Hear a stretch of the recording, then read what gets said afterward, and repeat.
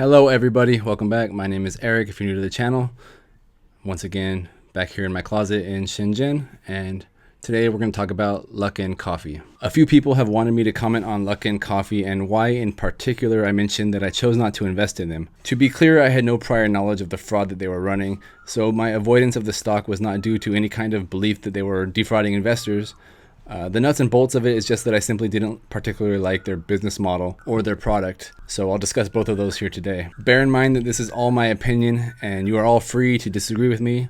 If you are Chinese or if you spent time in China, then I'd especially love your comments on this video and on the Luckin coffee brand. This is not investment advice, so let's go. I'm going to start with a really brief anecdote and then talk more about coffee culture in China. So this story starts way back in 2018 when I was still working in my corporate job in Shanghai. A coworker essentially asked, "Have you tried Luckin coffee yet?"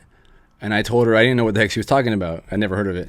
So then she showed me the app and she said, "Look, we can get a latte for 3 RMB. I'll get you one." It went something like that. I don't remember exactly.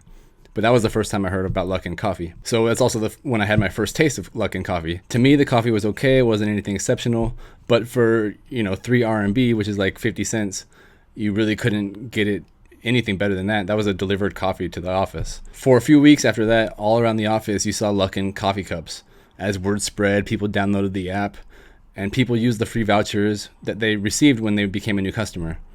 When you first downloaded the app, they gave you all kinds of vouchers. So obviously this was a great marketing tool. Tons of people downloaded the app and tried the coffee. But at least in my office environment, after a short time, most of the Chinese staff in the office were back to drinking their water bottles full of loose leaf tea. The foreign staff still made our coffee in a drip machine every day, and the management at the top of the company continued to have their Starbucks delivered every morning. So basically, Luckin fever in my office lasted probably about a month in the company that I used to work for. So that was just the first anecdote. I guess that leads me to talking about coffee culture in China. Most Chinese people do not drink coffee. That's just a fact. According to reporting from China Daily, the per capita consumption of coffee is just about 6 cups annually. Coffee in China is still relatively new, and the general understanding of coffee is that it is expensive, upmarket, and trendy. In America, for example, a low-income earner might not go to a coffee shop every day for a latte, but they are very, very likely to brew a pot of coffee or drink instant coffee at home. So as opposed to Chinese who drink on average 6 cups annually, Americans drink nearly 2 cups of coffee per day on average. So coffee in America is consumed by people from all economic backgrounds and all social castes. Coffee is seen as a very normal beverage to drink in the United States and much of the rest of the world. In China, it's the opposite. Pretty much only the middle and upper class drink coffee. Over the course of about 9 years now in China, I've been to many a Chinese home, and barely any of them have coffee in the house. Even coffee drinkers don't have coffee in their home, generally speaking. That's because coffee is seen as more as a luxury good, a luxury product in China. Consuming coffee, especially out in public, in a cafe, on a workday, that gives face. Chinese face is a concept that I think most of you have an idea of, as it's similar in most cultures, and we even have the same expression in English, the loss of face. However, the concept of face in China is pervasive throughout all aspects of society, and it is something that everyone is acutely aware of at all times. So perhaps I'll make a deep dive video into face in the future, but for now, just take a look at this excerpt from Wikipedia. Mianzi, or face, is not only important to improve the consumer's reputation in front of significant others, but rather it is also associated with feelings of dignity, honor, and pride. In consumer behavior literature, Mianzi has been used to explain Chinese consumer purchasing behavior and brand choice, and considered it as a quality owned by some brands. Some consumers tend to favor some brands because of their capacity to enable them to gain face, which does not mean simply increase their reputation, but also to show achievements and communicate these achievements to others in order to be accepted in social circles, especially upper class circles. Chinese consumers tend to believe that if they buy some brands, it is easier to be accepted in the social circles of powerful and wealthy people. Connections are particularly important in Chinese culture, as people use connections to achieve their goals. However, face also has an emotional facet. Consumers feel proud, special, honored, and even more valuable as individuals if they can afford to buy brands that can enhance their mianzi. Therefore, some branded products and services, especially those that require conspicuous consumption, it says here smartphones, bags, and shoes, but also coffee, are chosen because they foster feelings of pride and vanity in the owner. A brand that enables an individual to achieve such goals in life, in branding literature, it is labeled as brand mianzi, which is the capacity of a brand to provide emotions and self-enhancement to its owner. So the takeaway here again is that conspicuous consumption of perceived luxury goods or brands with high prestige that gives you face. So sitting again in a nice cafe on a Monday afternoon with your friends, dressed up nice, carrying your designer handbag, drinking a latte, taking photos that you can post on your social media accounts. This shows everybody that you have a high social standing.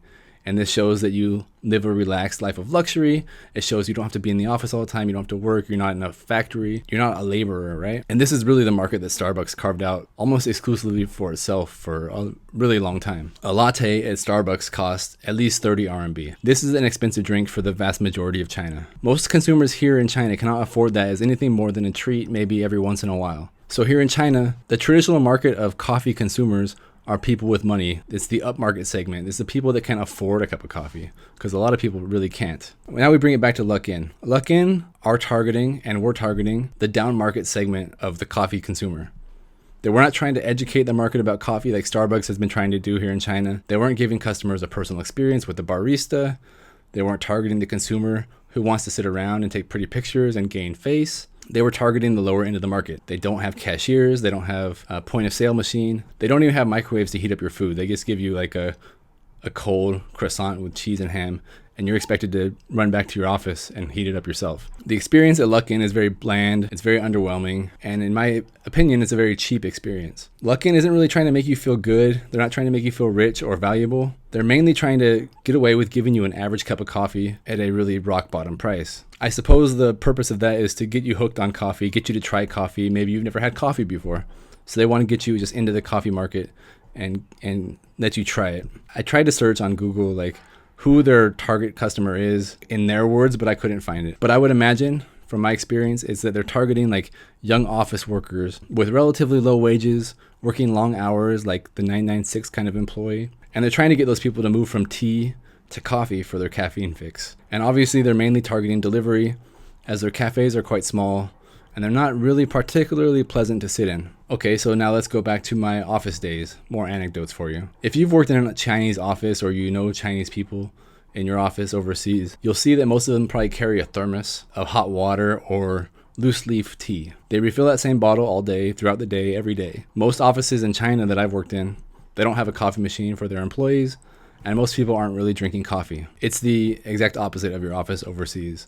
I worked for a guy who was a billionaire, well, according to himself anyway. Needless to say, he's very rich. Every day, he, the chairman of the company, along with the CEO of the company, the CFO, the CTO, they would have Starbucks delivered to the office, waiting for them at the front desk at reception. Everybody, every day walking into work in the morning, would see the Starbucks delivery sitting at the reception area. And then later, they would see their bosses of their department walking around holding their Starbucks cups. Now, did my boss and the other leaders in the company like coffee? I don't know. I can't say for sure one way or the other. I guess they did. They got it every day. But whether they liked it or not, it wasn't that important. Even for these people who are objectively, obscenely rich, very wealthy people, walking around with a prestige brand every day without fail, it shows their staff that they are rich. It shows their staff that they are powerful. It shows them that they are international people.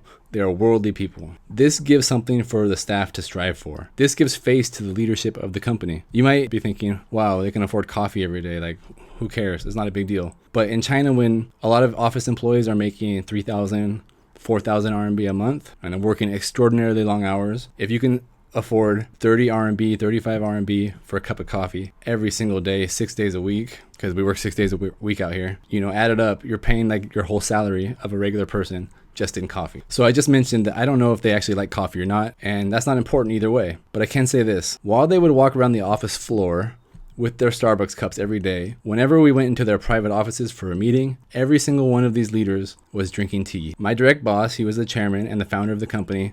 Every single morning, he would pick up his coffee at reception, walk through the office carrying the coffee, saying hi to people, and then, as soon as he arrived at his personal office each morning, his assistant would place a prepared pot of tea on his desk. When he got into his office, he would put his coffee at the far end of his desk, and his assistant would pour tea for him. He would drink tea. Anecdotes over again. The Luckin business model is targeting the lower end of an upscale, aspirational market. I do believe that there's a market for cheaper coffee in China, just like in the rest of the world, but I don't know if it's really there yet. I do think that by positioning themselves as the Starbucks of China, but then selling their coffee for rock bottom prices, they position themselves in a really kind of strange place in the market. If Luckin had simply said that, hey, we're great coffee and we have great prices and we deliver everywhere, every city in China basically, then that idea probably would have resonated more with me and with other people, I think. Instead, they went for an aspirational brand image with a price that anyone can afford. To me, I feel like there's a little bit of a disconnect between those two ideas, but I'm interested in what you guys have to think about that. So the final reason I didn't invest in Luckin or really believe in them as a company when they had the big run up a few years ago, again, it relates to the aspirational product concept that I just mentioned. So first of all, China, if you don't know, China moves super fast. Trends come and go, new concepts are introduced, and then they either take hold or they're gone. It moves at lightning speed. When I first came to China, it was 2012, so 9 years ago. And there were a few small independent cafes here and there in Shanghai and Beijing in the tier 1 and tier 2 cities. And there were, of course, already lots of Starbucks. But the cafe culture was really not a thing just yet. Starbucks had paved the way in China for the coffee market. And the trendy tier 1 cities took notice of what was happening both in China and around the world. And in just a few years, we went from, a handful of cafes here and there to world-class, third-wave coffee shops, basically in every city in China. These cafes are often independently owned. They have gorgeous interior design. They provide a really upscale, intimate feeling. And this is the direction that I have seen China move to in the coffee space. Yes, of course, there might be more Luckin coffee shops or Starbucks coffee shops than any other chain. But from my experience and the people I know and who I've talked to and what I see is every day in China is that more and more coffee drinkers, they move from Luckin or McDonald's or Starbucks in the upmarket direction. They don't move down market. Here in Shenzhen, for example, within about 1 kilometer of me, there's 3 Starbucks, there's 2 Luckins, and there's probably about 30, if not more, really great, high quality local cafes with good coffee, with personal service, the ability to educate the consumer on what they're drinking. And as a former cafe owner, I can tell you how valuable this is, especially in China, a country without the history of coffee drinking. At least once a week during my time as a coffee shop owner, I was telling customers about the bean, where it came from, the difference between an espresso, an Americano, a latte, etc., etc. Many consumers here are curious, but they don't know. In a place like Shenzhen or Shanghai, where customers have more buying power, to be honest, they do like to think of themselves as more cultured and more knowledgeable. A more expensive but more intimate personal experience is much more valued than a quick order on an app, grab and go kind of experience that Luckin provides. Third wave coffee is the direction that the market is headed in the USA and around the world, and China is definitely not an exception. So China went from no coffee, few coffee shops, to high-end luxury coffee experiences in less than a decade. And while Luckin may succeed in capturing the lower end of the market, most of those consumers, they will aspire to move up to something better. And China has plenty of options for them when they do. I find it highly unlikely that they will stick to Luckin through the long haul. So of course, with all that being said, I do think there is a place in the market for Luckin. The down market does exist, but I think their competition is more the McDonald's McCafe. The price point is similar, the locations are near as ubiquitous as McDonald's, but in my opinion, Luckin Coffee is actually better than McDonald's. So if they focus on a smaller retail footprint, mainly do delivery, I think the company will be fine. It'll be fine. It's not the Starbucks killer or the Chinese Starbucks or whatever hype that it was getting before the huge crash and the fraud and everything like that. But they do have brand recognitions, deep pockets maybe, and an abundance of customer data thanks to their technology and their app. So that's basically my analysis of Luckin Coffee. For these reasons, I personally never chose to invest in Luckin. There still might be a chance to make money with Luckin. They still might turn it around. They might be not cooking their books anymore, but I'm still not investing. This is not investment advice for you. It's just, for me, this is my understanding of the brand. This is why I never chose to invest in them. I'm going to keep it that way. So let me know what you guys think. If you have ever tried Luckin Coffee, if you've ever had coffee in China, about coffee culture in China, I would love to see your thoughts below. So definitely leave a comment. And if you enjoyed this, please, you know what to do. Thumbs up and subscribe. It is hot as hell here in Shenzhen. Oh my God, I'm sweating. I can't have the AC on because the microphone. Man. Well, that'll do it. Bye-bye.